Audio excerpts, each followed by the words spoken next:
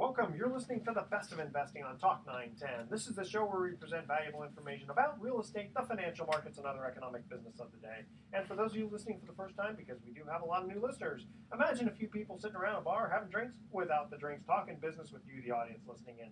I'm your host, Edward Brown, and I'm pleased to have as my co-host Mark Hanf with Pacific Private Money, California's fastest growing private lender, and Kathryn Harris of Karate and Karad, CPA. And we always have to have a CPA on here, kind of elevate the intelligence. Tis the season. Yes, that's true. It is tis the season. Our phone number is 888-912-1190. Write that number down, 888-912-1190, because you're going to use that number to answer the trivia questions for 3 vacations given away during each commercial break. That's right, we're giving away 9 vacations during this show. Now, the vacations are not sponsored by the radio station, but by a Lighthouse Resort and Marina located 1 hour northeast of San Francisco. The vacations are free. Their only request, a $75 cleaning fee to cover housekeeping expenses. Check them out at lighthouse4fun.com. You can reach them at 916-777-5511. Today's trivia theme is #1 music hits of the 1980s. Okay. Our website is bestofinvesting.com. Check us out on Facebook and YouTube by typing Best of Investing Radio Show. Also, we're on television, Comcast Channel 26 and AT&T Channel 99 on Saturdays at noon and Sundays at 6 p.m. Today we have a special guest, Dawn Fitzpatrick, and she's going to discuss with us FEMA insurance and the effects on small business. Dawn, welcome to the Best of Investing. Thank you, Edward. Okay, go ahead and speak really loud in there. Okay. Now, the reason we have you on the show is because you have had some experience with a business with FEMA. Explain what's going on. Well, recently the rules changed for FEMA, the regulations changed, and we have a property. It is a business in the Delta, and we were informed that we needed to have flood insurance. We really didn't think it was going to be too much of a problem until we got the premiums. An example, one of our buildings is an estimated value of about $10,000, and FEMA is requiring that we place $5,000 immediately in this escrow account, and the premium is $1,750. So a year? A year. So within a very short period of time, you can see we're going to hit the value of the property. We talked to the lender, and they said their hands are tied. This is a new regulation, and they're going to try to work with us. But point being, if the regulation came down and this is a new requirement, and the premiums, I'm assuming it's not going to be just for our specific property or business. It's going to be straight across the board for other businesses and homeowners probably. That are in flood zones. Exactly. Okay. So how are you going to manage this this cost? How are you going to absorb the cost? Before we went on air, you had explained to me about how the one person, what did their premiums go to for their own house? Well, I've heard stories that they've gone up from just regular hazard insurance of about $1,200 a year to now with the flood insurance requirement about $12,000. Oh My God. $1,000. That makes you rethink whether you wanted to buy that house or not. Yeah. Well, they've owned it for years, yeah. never had a flood, never had an issue, but now this is a new requirement. So again, how does that family absorb the cost? They most likely can't. What bills do you not pay so that you can pay your FEMA flood insurance? So are you talking about an existing loan where you already previously had been required to carry flood, and the flood insurance now something has happened to the industry where flood premiums have gone through the roof? Well, that is one instance, but there is cases where you didn't have to have flood insurance in the past, and now with the new requirements you do. They've changed the mapping. Is that what it was? I was going to say, Yeah. why all of a sudden where you didn't have to have it 1 year, 10 years, 20 years, and now all of a sudden it's the change in the mapping. That's right. How they determine what is a flood zone. That's right. And Yeah, they but have something called flood certificates. And so that's how they determine the mapping. So you may have not had to have flood insurance. Your mortgage company didn't require it, and now with the new regulations they do. So it must be in the deed of trust that I guess it says if you are deemed to be in a flood zone, you will carry flood insurance. Now, of course, most properties are not in a flood zone, so you look at that language and you just ignore it like it's not there. Exactly. That's exactly correct. Why would you need to? And didn't you? I remember you telling me before. Didn't someone their premium went up to like $50,000? In some cases, absolutely. And these are in areas where I think the state's absorbed a lot of damage due to Katrina. exactly due to natural hazards, and so now they're spreading the premiums differently. for everyone across the country. Exactly. They have That's to amazing. absorb that cost. Can you imagine how many foreclosures there may be? I mean, I'd like that family, let's say going up to 12,000. You know, that may or may not make the difference for them if they're, let's say, on the cusp of being able to barely make their mortgage payment. Well, when you had to pay only $1,200 to $12,000, I Exactly. mean, that percentage increase is a percentage increase from $1 to $100 is one thing. Yeah. But when you're going from $100 a month to $1,000 $1,000 a month, Yeah. that has an impact on most families. Well, in businesses as well, we're looking at the same thing. We can't absorb the cost of that. And that was just one building. We have 5 buildings, for instance, In that area that we're would trying have to an cover. You know, And that could impact us greatly. well, do you remember in San Anselmo there was a kind of a major flood twice, actually. Right. And There is flooding in Mill Valley as well Yeah. over the course of the last decade. It'd be very interesting to see what happens. So I wonder, like, okay, Mark, you do hard money loans. You can kind of make your own rules because these are government type, you know, with regular bank loans that are requiring this flood insurance. Do you require flood insurance? No, we don't look at that. Again, we're not making long-term loans, so again, we're not really concerned about the risk on a 6 or 12-month loan of there, you know, being a flood in this particular area for this particular property. So that's- you actually that's made not benefit. something You're actually probably smiling because of these changes in these Well, loans. yeah, I think he smiles every time the government requires Yes, more and exactly. more That's on how companies. rule, yeah. That's true. I'm Come sleeping on. better at night. Yeah. Well, you know, it's interesting because, you know, we were just talking about, well, you know, is this going to result in more foreclosures? I mean, already banks are hardly foreclosing on people who haven't made a loan payment in 3 years. So, Yeah. but on the one hand, you know, if you are someone, I mean, what can the bank do? And that's what's interesting is that usually on the way a note and a deed of trust are written on any real estate loan is that if you don't pay your property taxes, for example, they can pay them for you, advance the money, and then add it to your loan, and then Well, maybe they'll do the same thing with the flood they'll insurance. do the same thing with Yeah, flood insurance. sure. So you may end up paying for it whether you like it or not. If Exactly. the bank, so it really depends on how harsh the bank's going to be. They may not actually physically foreclose, but it could increase your loan balance and increase your monthly loan payments as a result. That's exactly correct. And that's what I'm finding as well. That they'll increase the loan payment. They will pay it for you, and then they'll just increase your escrow account. So you will be paying for it one way or another. The frustration I have is through the legislatures, how they come up seemingly arbitrarily to hit people, businesses, with this type of insurance. There's really nothing to preclude them from doing it for any natural hazard. Right now in California, as everybody knows, we're in an extreme drought. What's to say that a year from now, in some areas where you had tremendous wildfires, Yeah. that the insurance companies now come and say, or the mortgage companies say, now we have to have special premiums for this type of hazard in this area. You know what? In reality, they don't necessarily even have to say that you're in that hazard. So in other words, they can go to non-flood zones and just say, you know what? It's unfair to charge just the people in the flood zones, but we have to cover the whole We're thing. going to make We're gonna make everybody Well, that's pay. what they did. They changed the mapping. So That's they said, you know what? This might happen 100 years Well, from now. or let's say me, I live on a hill. They could just say, you know what? Even though your place would never flood, we're still just going to add premium just to help cover everyone It's kind of else. like no Kinda like fault just- insurance. yeah. Yeah. Or just because you fall possibly in an area that does have a flooding. There's areas like Port Madera, San Anselmo is a great example Oh, where they yeah. have hilly areas, but they also have areas that are more susceptible to floods, and they're just going to map it all And as then a flood everybody, zone, that's and right. everybody covers it. So what's the advice? What do we do? Well, I thought about that. There's- Pitchforks. Well, I think complacency is a really negative thing for everyone. Don't take it lying down. Do what we did. Contact your mortgage company. Contact your insurance carrier. Contact your local representative. Do everything that you can to be proactive instead of just letting your insurance premiums go up, your payments go up. Now you're underwater, and now what do you do? Be very proactive and see how you can work the situation out. And be vocal about it. I think a lot of times people are inundated with their own schedules, their own work, family, whatever, and they don't spend the time that they should to kind of react to something. Well, I'll tell you, yeah, you have a $12,000 bill from $1,200, and you're going to react pretty quickly. You'll have the heart Yeah. attack Yes. first. Okay, Dawn Fitzpatrick, thank you very much. Stick around. We're just going to cut to a commercial break here.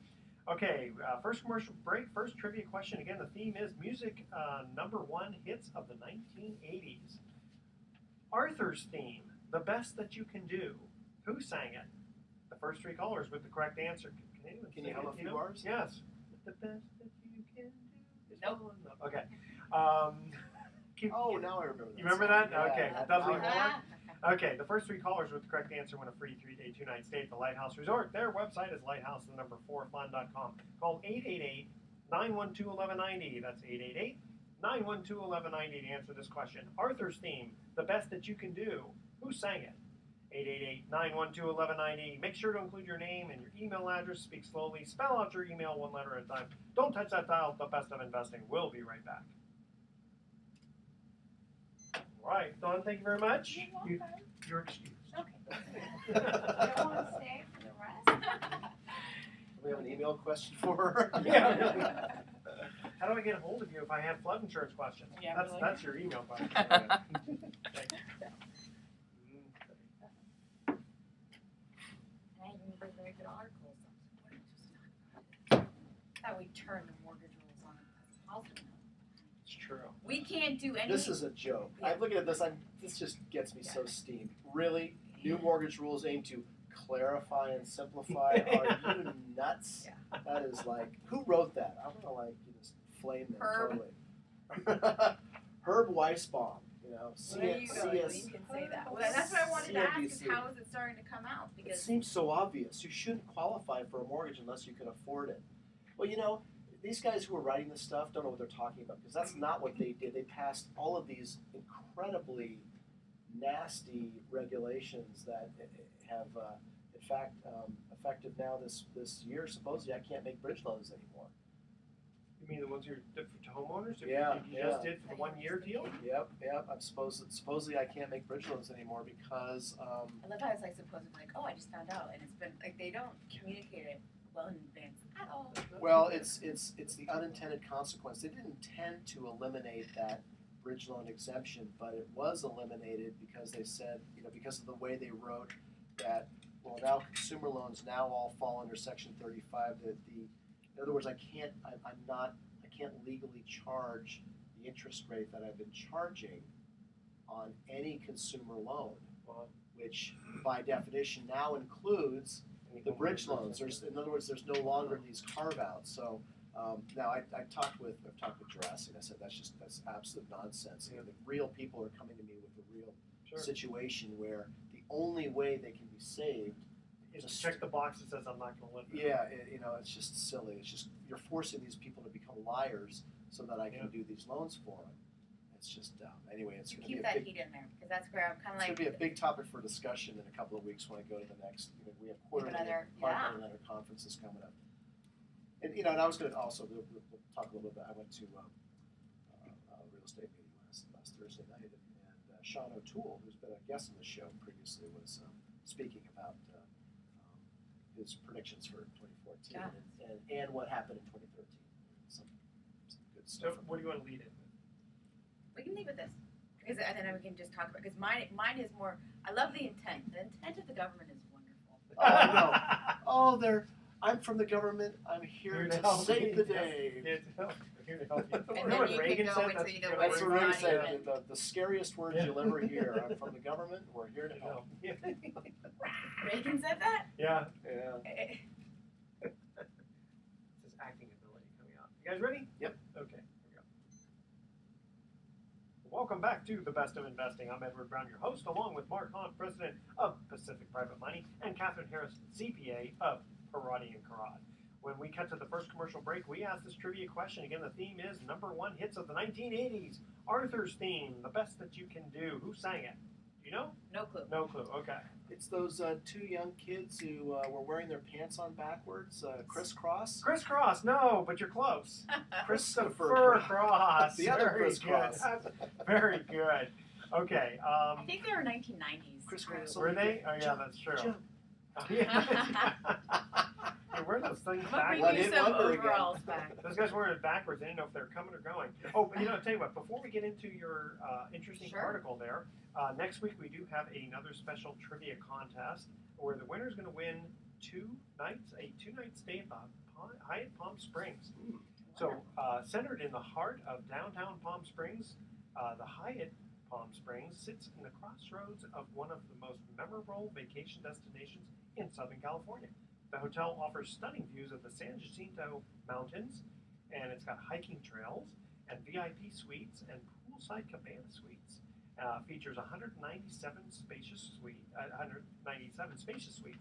and the hotel offers more than 12,000 square feet of indoor-outdoor meeting space, and is the only hotel with an outside cafe with entertainment in downtown Palm Springs.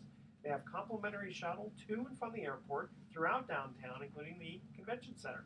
For more information, visit them at www.hyattpalmsprings.com or call the hotel directly, 760-322-9000. And here is the trivia question. What is the third most popular thing that most people said that they can do? Excuse me, let's try this out again. What is the third most popular thing that most people said that they could not do without? The third most popular. Here are the rules. You need to email edward@bestofinvesting.com. The answer tonight, include your name, and the rules are that we need to receive it by midnight tonight, and no previous winners, please. Okay, now Was there a phone number or is it email? There you go. Email, You got it. Okay. Okay, so now, Kathryn, you've got an interesting article to share with us. You know, on the show we keep on talking about mortgages and what was to come in 2014, and I saw this article, and it was a different twist. It was a different twist on the discussion. It read, "New mortgage rules aim to clarify and simplify." The first few sentences read, "It seems so obvious. You shouldn't qualify for a mortgage unless you can afford it." And I guess the government. I'm steaming here. I have to take my sweater off. I can feel it. For me, and I actually do. I can appreciate. Obviously, the public in the United States got a little selfish, and we could not control ourselves, and something happened called a downturn, and so they had to step in. Which usually that's what happens with the government. We're they here have from to. the government, and we're here to help. Yes. You're here to help Thank us. you, Ronald Reagan. And yes, and usually they have good intent. I can appreciate clarity. I don't know about that. Well, see, for me, like, clarity. Well, Dodd-Frank was sold on the idea that something has to change. We can't let this happen again. And what was this? Banks were giving away money, making loans to people who couldn't afford to pay them, doing these nasty subprime loans with rate adjustments that they didn't, that people were unaware of, all this stuff. Yes. So here, this that's street So article says, it sounds lovely. yeah, They new do mortgage need rules aim this. to clarify and simplify. If that were that may be the intent, that may be the positive spin they put on it, but the practical effect of the hundreds of new regulations, thanks to Dodd-Frank, have been, in my opinion, a complete disaster, and are going to continue to be a disaster through 2014. So there's no clarity. And Yeah, there's no but you know, simplification. in all fairness, though, the one thing they are right about, if they had done nothing, then we probably would still have these brokers just trying to churn these loans and give money out for no reason at all, The so-called exotic loans, Exotic with pick-up loans. payments, or Pick a oh my payment. God, interest-only payments. And how I pick frightening. 0 as my payment. How's that? Sounds. Why don't you give me money? Yeah, I'll that's stay right. in the house. And that, I appreciate there needs to be more clarity, and there needs to be some simplification surrounding mortgages, the financial education of the general public has declined over the years. I've heard that. It is. I believe it too. Because you're gonna get me steaming on another I know, I was issue. gonna say, I see too don't. many I see the media- smoke coming out of your ears there. I've had people who don't know how to reconcile a bank account. Like, that is mind-boggling Yeah. to me. And I imagine to people in your generation, but that's how the people are they just don't know much. College graduates, they come out and they don't know how to balance a checkbook. Yes. That's They're Addition they're and subtraction. it's amazing what education level you I usually needed take to out my have it. protractor. But I'm just amused by this. Is an But, article yes. on CNBC, and the author of this article, who will remain unnamed, is. I mean, you almost think, what's this guy, a mouthpiece for for somebody on the Frank Dodd committee? I mean, that's just. I don't know how anybody who really actually understands the practical applications of this myriad of regulations, how they could say that, because it certainly does not clarify nor simplify. It may aim to, but when has any new regulation passed by the government ever led to something being simpler or clearer. Look at Obamacare. I mean, they just Well, look at our taxes. They don't. They Do and that's you the do problem. your own taxes? Oh God! And even then, I'm like, I might need to check a little bit on that because there's always new things coming out. And you said it, there's so many rules that came under the act that there was no. It almost needs to be a one sentence law. Yeah. We need to start. You know, we just have to stop. We have to put a maximum number of characters that can be in a law. But do you know in 1913 when they first came out with the tax return, it only had 2 lines. What was your income? And the second one was send it in. Basically, and sign. And there you That's go. right. Someone said it. This is I think the 100th year for the tax Yeah, return. that's right. But Let's celebrate. You know, I'll tell you, with the Obamacare, I looked into it a little bit and talked to somebody who was a lot more knowledgeable than I. And the rates that I'm paying right now with Blue Cross are higher than what I would get with Obamacare. But if my tax return shows different than what I believe it will show, I might end up paying twice as much when they reconcile the tax return and say, well, wait a minute, if your income is X instead of Y, now you got to pay, like I pay like $500 a month for insurance. And if I go to Obamacare, I might be able to pay a lot less. But if I make a mistake with regard to figuring out my income, because I'm not a W-2 person, yes. I might end up having to pay $1,000 a month. You've So gotta be it's not careful. worth it. Yeah, so I'm not gonna join. I'm still covered by the company policy that we have. We have a Kaiser plan in our small business, and we did not have to do anything with respect to Obamacare this year because we were grandfathered in. But all I know, and this is my only comment really with respect to Obamacare, at least on this show, is that my poor medical insurance broker, the guy who makes a living being a insurance broker for health insurance policies to small businesses, if I get him on the phone, he's crying. Yeah. He's miserable. Those poor guys there. They work very hard. They get paid. Yeah, I mean, I've got the same license. it is so but messed all I up do right is now, life he said. insurance. I don't even touch health insurance. I don't want to do it. Now, is it because of the complexities that are happening, It's or because because they're of the losing? Are they losing It's the people to? complexity and the business the laws, exchange. and they just and they're losing commissions. They're going to be out of business at the end of the day, and it's really too bad. Yeah, but you can always call the government and find out what the Oh, rules God. are. And that's what is even more hilarious when they talk about it with Covered California and the government is the people who they educated, or the people that were hired by the state to answer questions are extremely limited into what Oh, yeah. they can answer. Well, you know, it's funny. I heard Here's this. the form.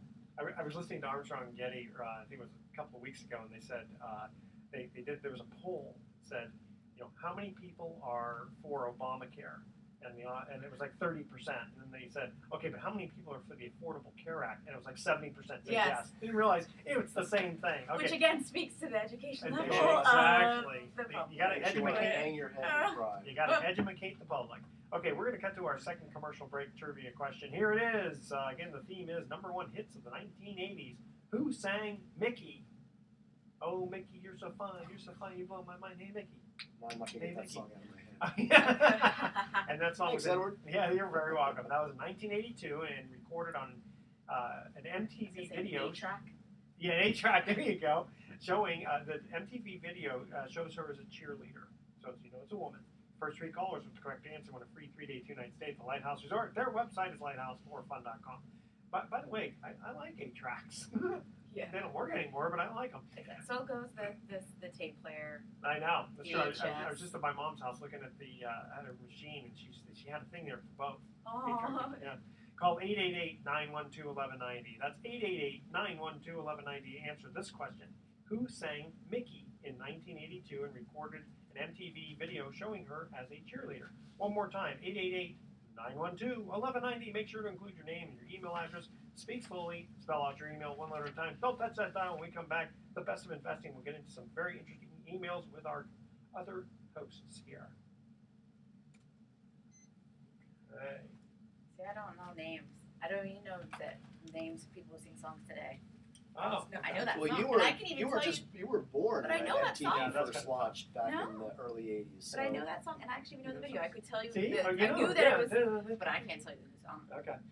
But the next question's hard. I think it's hard. All right. Well, I didn't know the answer to this either. The earlier show.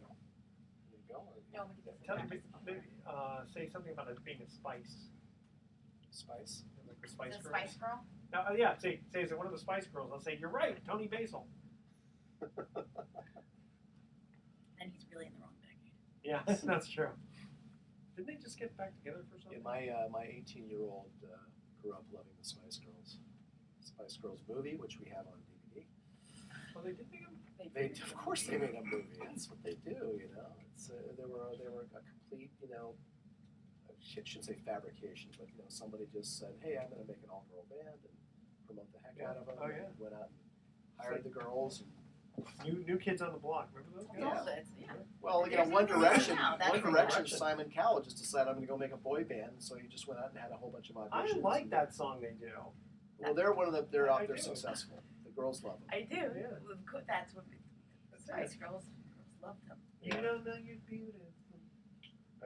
That's I true. don't know. I do not You know. don't know that song either? No, I don't know who sings songs. I know songs. I mean, you're a young teenage boy. You're not listening to Radio Disney yet. I guess. No, I can, but no, I know that song. I know, but I don't know who sings songs. I don't know artists. I got I'm it. really bad at knowing artists' names. Now, you know how many Justin Bieber fans the kids Oh, are you not? are so lucky. Well, my 12-year-old likes some of his songs, but She's not. she's like, actually obsessed. fortunate. She likes all kinds of music. But she's not a Bieberette. That's not Although she won't let me listen to sports radio in the morning. She's on, turn off that talk about football. I know, Sarah. You know, it's funny. Sarah was doing that for a while too. She kept changing it to like 99.7, which used to be good KFRC, and then it's all this rap stuff. Although that new song by Rihanna and Eminem is It's really good. The Monster one, yeah. It is. Oh, I gotta hear that one. I'm friends with the monster. Also, Shakira and Rihanna just came out with a duet. I've only heard it once, but it's fabulous. It's going to be a hit. Number one. Eminem's got some good songs. Number one with a bullet. Even the words were good. The lyrics were actually good on that song, on the Monster song. Right, they actually make sense. Well, that's what I. So- mean, It doesn't say F a lot. It's not Which about is a also lady and drinking and money and throwing things and And hitting doing. your girlfriend. but it's kind of about relationships, though, right? Because Eminem doesn't even do a lot about relationships. No, he's talking about mental illness. That's what it's about. I think that's what it's about. It's about that and just he and Baz is about it. I was just reading about Ambien and how he was just Eminem was mentioning he took Ambien and then He got hooked on something. yeah, But he's pretty honest about that stuff. it is. Okay, here we go. Well, welcome back to The Best of Investing. I'm Edward Brown, your host, along with Mark Hahn and Kathryn Harris. When we cut to the second commercial break, we asked this trivia question. Who sang Mickey? This is, again, 1980s #1 hits. Who sang Mickey in 1982? I can Was it- even actually sing it, but I don't know who sang it. Was Go it one ahead. of the Spice Girls? Yes, Tony Basil. Actually, she was not a Spice Girl, but No, she Tony wasn't. Basil. Okay. Free Spice. Every Spice. Wait, what? Every Spice? Pre-Spice. Pre-Spice, that's true. Okay, we are going to get right into our emails here, and again, we're getting close to tax time here. So, Kathryn, the email we received for you, since you're a CPA, why should I use a CPA instead of using an online service to prepare my tax return? That's a really good question. It is a good question, and I'm gonna bring up a point that someone brought to me this weekend. If you see the two commercials for one that is H&R Block. Yep. We And- used to call them H&R Blockhead. But that's, Yeah. We've left $1 billion, 50 billion on the table. They're They saying. sing if they can fill up $500 at each football stadium in the country, Wait, because what's that's how much. That's the money? commercial. That's how the commercials. If you did a tax return yourself, you left roughly $500 on the table on average, for statistically, each person. person. And if you look at TurboTax, they say it's amazing what you can do by yourself. So you have these two commercials. We should put them in a boxing ring and Yes, see if they can do. like okay, well, it's amazing what we can do by ourselves. We can leave $500 on the table. Is what Yeah. we're saying. Which just speaks to the complexity of the tax code and the tax law and the growing need to have tax advice and the need to have somebody on your side thinking about you throughout the year when tax codes are coming out that could have an impact on your personal taxes. Sure. I mean, how many times do you get somebody who comes to you after the fact and says, "Oh, by the way, I did X, Y, and Z," and you go, "How come you didn't call me ahead of time?" All the time. Yeah. And you would think people would learn, but they Yeah. haven't. But you Like should, the and you watch should be. sale And we are models. great. And part of my actually was going to go into it is the requirement as more and more burden of retirement is put on individuals. We're both, in the 50s, 60s, 70s. You worked, you got paid when you retired. You didn't have to be concerned of how your money grew. As more and more people are responsible to put the money away, to fund into 401k, they're responsible with how that money's invested. We have to be more responsible and more educated about where our money goes. And we just talked about it, the clarity of Obamacare, the clarity regarding loans and mortgages. Everything is getting more complex, and you now have to invest in basically creating your own arsenal. You need to have your CPA. You've got to have an investment advisor. You have to pay for those expenses, but understand that those expenses are people who are really looking out for you. Well, when I was in school, they had the tax code in 1954. Then they came out with the tax code TEFRA for 1986.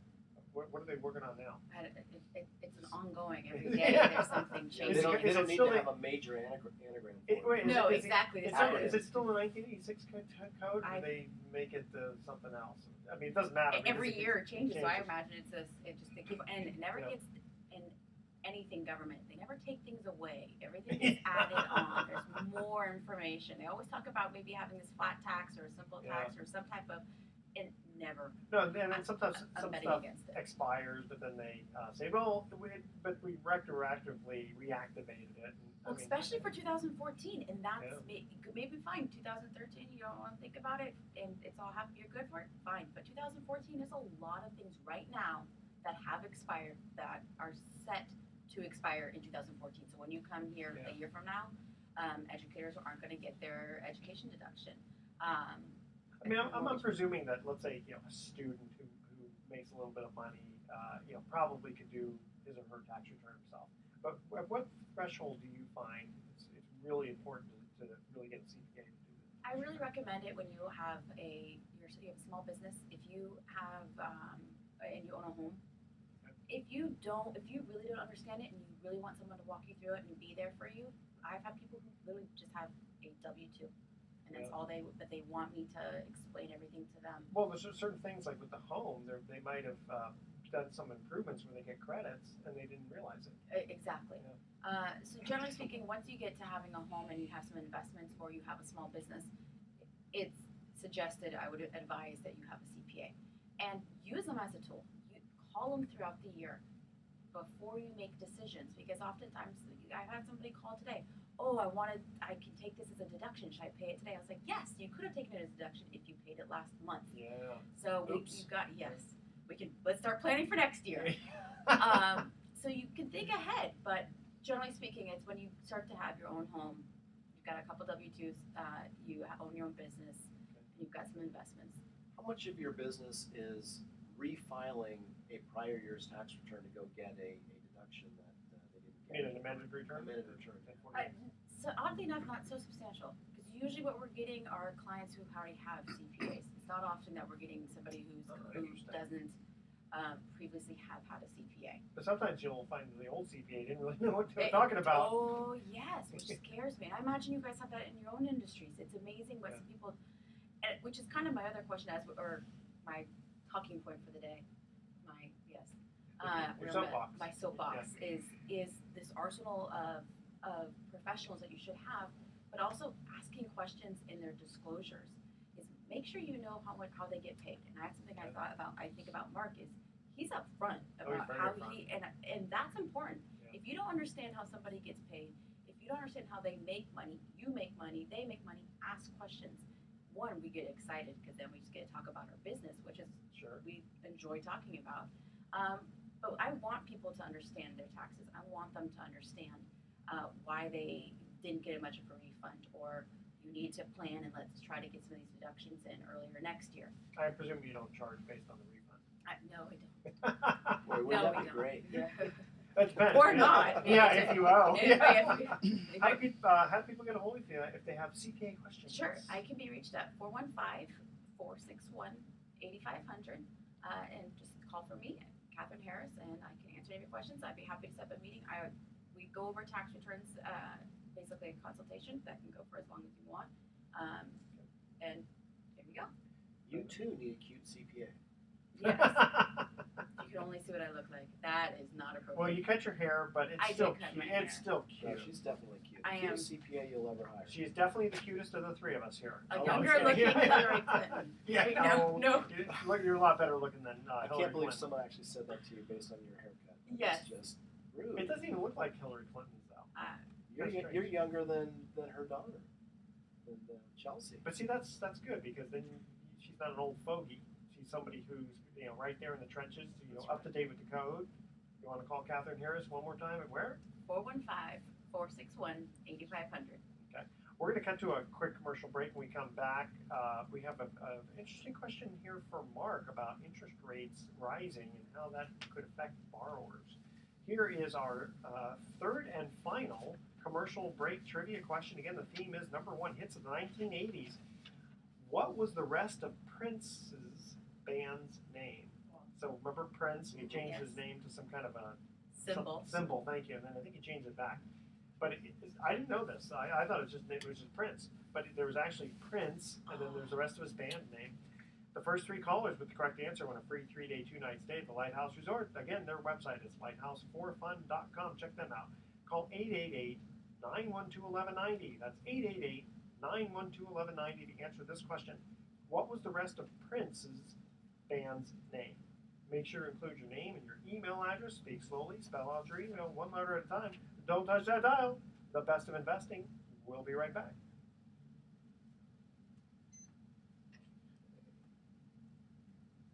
Anyone know that one? Is something that's funky? No, that's Marky Marky Mark and the Funky Bunch. Well, I've Which, got as it a turns good out, guess. We know someone though, who dated him before he Oh, was. really? Yeah. Before he was famous? Yeah, she's my daughter's old friend's mother. She used to be a runway model in New York, and then she dated him and then she became a realtor. Yeah. That's like it a whole now. article. No, this is just this is going over in financial stuff. Having fun, Kramer? Absolutely. How about you, John? I'm good. It's You have an interesting. audit, right? I can't wait to Gotta love having hear audit Mark's financial answer to this next question. Do you know the answer to it? Consumer groups applaud the new You're rule. talking about The you're talking people about who consumer sell loans, them you know, also the support single it. family residential consumer Really? loans. I haven't met that. I haven't thought you meant met the a answer to the trivia realtor who question. supports Oh no, the it. trivia I've question. got most of it Don't- right. don't- It says, don't tell us. I'm not going to say, but unpronounceable I got a president rough of the idea, but National I Association of Realtors. Really?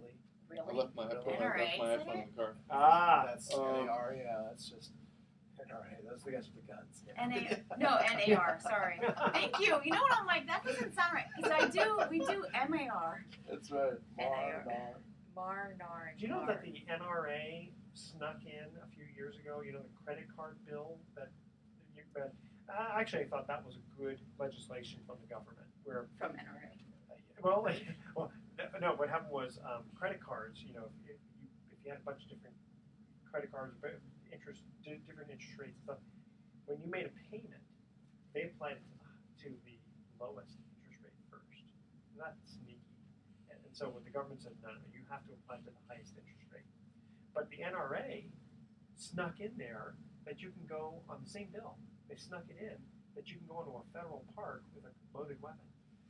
Now, how is credit card? Oh, God, I love I'm not anti-gun, but how do you sneak that? How do you? Yes, the credit card bill. Yay! Bringing a gun. No, a lot of that's talk. I bet you there's quite a few of that. No, there was a lot of that in Obamacare. All of it. Oh, They bummer. had the 1099 requirements. What did that change to? Well, between the FEMA thing and the Obamacare's rising deductibles and 50% to 100% higher insurance costs, there's going to be some people their median income was $67,000 in the state of California. So if you're spending $10,000 more a year on insurance for your house and $10,000 more a year for insurance for your Oh yeah, that's why there's going to be some foreclosures. Yeah. Or well, prices it's going to going drop the value of that. house. Yeah. It may not be good to do a private money loan on something in the flood zone, something we're going to have to look at, because you could have a disproportionate drop in value because Well, you have to the look house will become unmarketable, Right, exactly. That's right. That is it. at, but offset by. But yeah, You don't know what's gonna It's easy to do. You figure out what the banks are qualifying. I think it was 38%. You divide that into the increased insurance amount, and you got to drop your property value that much. Because people will spend as much as they can borrow. They'll buy as much as they can borrow. I like math. Yeah. Kathryn, what did you say about the? You had some credit cards. You were just saying something that. Oh no, they do the same with Obamacare. There was all different. They were going to start having 1099s had to be issued. They had to be issued. I can't remember because they got appealed immediately. Okay. But that's where you had now the reporting for. They have the same thing. They just put random stuff in there. Did Dianne Feinstein? Was it Dianne Feinstein said Nancy Pelosi will pass it and then we'll read it later. Yeah, I like that. That's a. It's apparently what they do. did. You just lend money and then go. Oh, by the way, we'll do the documents later on and check the house later on. Okay, ready? Here we go. Welcome back to The Best of Investing. I'm Edward Brown, your host, along with Mark Hunt and Kathryn Harris. When we cut to the third and final commercial break trivia question, we asked this question. What was the rest of Prince's band's name? So there's a band named Prince. You know, everyone knows who Prince is. What was his band's name? What was the rest of it? Was it Prince and the Purple People Eaters? No, but it's Prince and Oh my God. P? No, I was Prince and the P. That's a good one. and the P. No, Prince and the Revolution. Oh that's gosh. I didn't know that. Right. Okay. Sounds familiar. Mark, interesting email we received for you. If interest rates rise, will the rates you charge borrowers go up proportionately? Very interesting Okay, question. well, let's give the audience a little bit of perspective on that in case you're a new listener. My name is Mark Hunt. I'm president and broker of a company called Pacific Private Money here in the Bay Area, and we're a private money lender. We make loans to real estate investors. Some people call it hard money, but I think we're kind of in a new era lending of privately funded loans now. We specialize in making loans to the real estate investment community. We don't do consumer home loans. We generally loan to real estate investors who are buying, fixing, and flipping. And so hard money has been priced throughout the last couple of decades fairly consistently. I mean, with the exception of when interest rates spiked, to 20% or whatever in the brief period during the Carter years. But I've been in real estate for 30 years, and we borrowed a lot of hard money 10, 20 years ago, and we were generally paying about 12% for it. And even before I got into the business of private money lending in 2008, I used to borrow regularly from time to time from a local company here in Marin County that was doing hard money loans. And one time he told me how they factored in the price. And he said, well, we take the prime rate, which, historically the prime rate used to go all over the place. It'd go up, it'd go down. Sure. It's in the last 30 years, I think we've never had a period like we've had in the last, 5 years where the prime rate almost never moves. But, the prime rate historically has been, fairly, I won't say volatile, but active. It changes. And so they used to price their private money at the prime rate plus 5%. So if the prime was at 7, which, was not an unusual number back in the day, they were lending the money out at 12. So, is that kind of metrics going to return? I don't really know. Now, if because again, in the 5 years that I've been doing private money, the prime rate's pretty much been the same. It's been right around 3, and so I would say it wouldn't surprise me if some of my more experienced private lenders who've been doing it maybe for the last 20 years, if we see the prime rate, let's say, go up to 6%, might they say, hey, Mark, I'd really like to start lending my money out at 12 again, at 12% like the good old days, as opposed to the 9 and 10%, which we're doing now, to be a little bit more competitive in a marketplace where there's a lot more companies doing privately funded real estate loans than there were, say, 10 years ago. And the reason for that is because the banks really stopped making loans to real estate investors after 2008. They've focused almost primarily and exclusively on consumer home loans,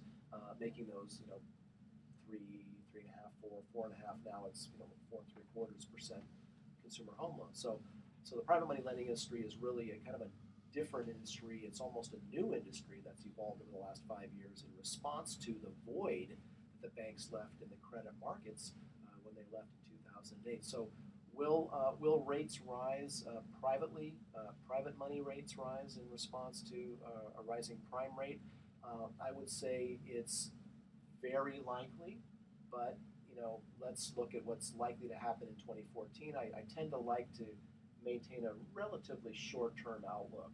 Trying to guess what's going to happen in 5 years is just silly. I don't even make a 5-year plan personally. I'm a guy that believes in, I plan quarterly and yearly in my own profession and in my business, and it's how I measure my business. we've been listening to a lot of people at the real estate events last couple of weeks talk about their predictions for 2014, and I would say on average, I'm hearing predictions of mortgage rates for consumer home loans to be somewhere in the mid fives at year end. I haven't heard anyone say yet that they think it's going to hit 6% in 2014. It would surprise me. The Fed has promised to try to keep a lid on interest rates. So, in any event, I don't expect there to be much of a change. I would say that private money rates certainly through 2014 are probably going to stay right about where they are, and it's right around the range, the narrow range of 9 to 11%. That's pretty much where all of the loans that we make Pacific Private Money fall. Explain to the audience why these people are coming to you. Why are they borrowing at 9 to 11%? Well, they're borrowing at 9 to 11% because they want to use leverage. They don't have enough money to pay all cash for real estate that they want to buy, fix, and flip. And so the only market is the private market, the private money market. Why can't they go to the bank? Well, there's three reasons they can't go to a bank. One is because the banks, can't react quick. Well, first of all, if you find a bank that will make you a loan, most banks aren't making investment property purchase loans. But if you find one, they generally can't loan fast enough. So really, that's the primary reason is if you could find a bank, if you were qualified for an investment loan, you can't close fast enough. Really, in this market, as we know, it's gotten inventory is not at levels of where it was years ago because there's just not enough people putting their homes on the market. So we've all heard that inventory is tight. The resale inventory is tight. That means the people who are able to buy a house that they think they can profitably remodel and flip, the ones that are getting the deal are the ones that are making no contingency offers. They're making it really easy for the seller to say yes. So they make a very aggressive offer, oftentimes with, maybe they'll make an all cash offer, even if they don't intend to pay all cash. They know they're going to go to a hard money lender and get, a 70% hard money loan. But that's the biggest reason is the speed. Another reason is because a lot of oftentimes properties aren't in habitable condition. They're not move-in ready, or maybe they are, in theory move-in ready, but according to the bank who does their own appraisal, they look at it and go, well, this wrong and that's wrong, and we're not going to. It's missing an Their outlet. criteria is more stringent. Right, exactly. So that's really, in a nutshell, that's the reason why. And the reason why private money is priced the way it is not because I want to charge 9 or 10% for a bank loan. It's because that's what motivates my private individual investors, the people whose money that I am utilizing to make these loans. That's the marketplace. The marketplace in the San Francisco Bay Area is for people who want to make 8 to 10% on their money. They're willing to lend it privately. There's a certain amount of perceived risk, even though I think it's one of the least risky investments you can make, and make 8% on your money. Yeah. But because your loan to value And is so low. that's actually, I think, even after commissions too. That's after all their fees. That's actually what the That's the return. net. That's That's the the net. net return. In fact, you have a fund that we people do. We've are got the loving that. Pacific Private Money Fund, which was launched last year in response to the fact that I was getting so many phone calls, oftentimes thanks to this show. Yeah.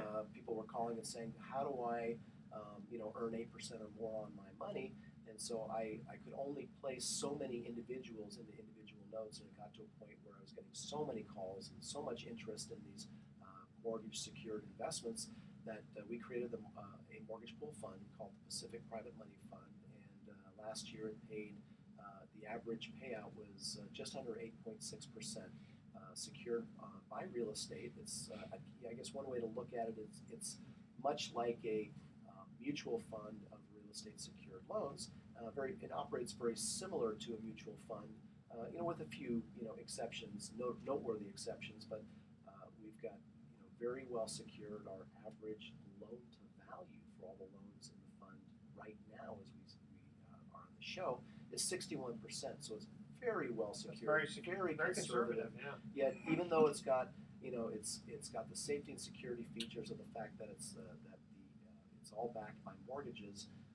It's 61% loan to value based on the purchase price. And the effective loan to value actually is even a bit less than that if you understand that our borrowers are buying homes at some of them are buying them at wholesale So prices. they're and improving them. it, yeah. Oftentimes, if we start out making a 70% purchase loan, it ends up being below 50%. Where are the loans? Where are these loans? Are they just in California? Mostly, well, yes, just in California right now, and mostly Northern California. That's our market. I mean, we're fairly well known in the San Francisco Bay Area. We probably write more loans than most of the existing Northern California loan brokers. We've been in business for a little over 5 years, almost 6 years now. Done over 600 loans. In fact, we ended the year last year. We wrote about $50 million in loans last year, and our average loan size was just under $300,000. So. And before we get to our thoughts for the day, what about liquidity? Because you said it's like a mutual fund. How do people get out if they invest with you and then they say one day they need money for a wedding? We designed our fund with a 2-year investment minimum. So after 2 years, first of all, there's no load going in and no fee coming out. So after 2 years, you can redeem without a fee.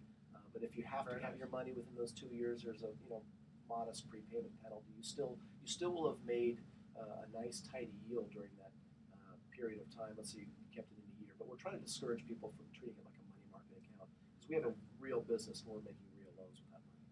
And after 2 years, no penalty, no fee to get out? No fee to get out. No, we do monthly redemptions with the money's coming in. And because we're making short-term loans, there's a constant payoff going on. And we received another payoff today, in fact, and lend the money right out again. And how do people get a hold of you if they want to invest? Well, Pacific Private Money, you could reach us at our local number here. We have a 415 number. We're at 415-883-2150. That's 415-883-2150. Or go check out our website, which is pacificprivatemoney.com. Great. Thank you both again for being in the studio here. Here's our thoughts for the day. Heart attacks are God's revenge for eating his animal friends. That's true. And remember, when the chips are down, the buffalo is empty. I'm sorry. Oh, that's terrible. That's terrible. Who gives me these puns? They're not too. You stay up at night just getting giddy about it. Like, Yeah. oh yeah, that's a good one. I don't invent these though. Okay. And they are too punny, I got to tell you. Okay, tune in next week to the Best of Investing. We're going to be giving away how many? 9 more free vacations for answering trivia questions. Thanks for listening. On behalf of our team, I'm Edward Brown, wishing you the best of investing. So long.